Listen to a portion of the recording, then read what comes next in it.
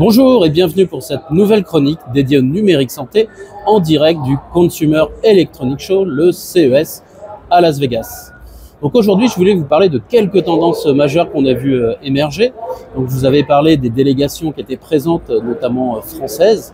Et c'est vrai qu'il y a un certain nombre d'industriels aussi santé présents. Je pense notamment à Abbott qui a présenté une nouvelle solution dans le diagnostic de diabète, et surtout à Dassault Systèmes qui a présenté comment on pouvait utiliser les jumeaux numériques dans la santé et notamment dans différentes étapes, que ce soit au niveau de la recherche, du suivi du patient ou tout simplement de la pratique médicale. Ce qui est intéressant aussi de remarquer, c'est qu'il y a eu énormément de solutions non invasives qui ont été présentées lors de ce CES, notamment pour l'analyse sanguine ou la gestion du stress.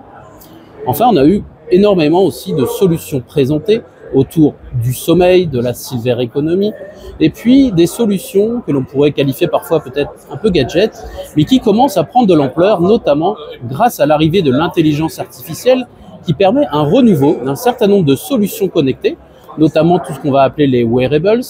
la smart home, et donc les outils tels que l'on peut les retrouver, tels que les montres connectées, les bagues connectées, qui sont aujourd'hui très présentes au CES, que l'on retrouve à plusieurs endroits. En tout cas,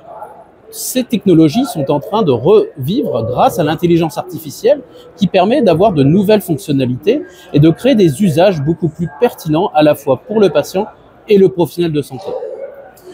Autre chronique aussi qui est intéressante à analyser, ce sont les tendances qui sont liées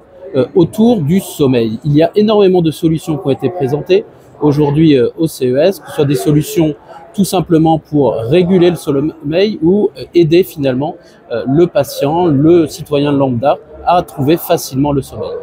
Autre tendance qui est importante au CES et qui va au-delà finalement des acteurs de santé traditionnels, il y a des grands acteurs, notamment comme LG, la grande industrie coréenne, qui a présenté un outil intéressant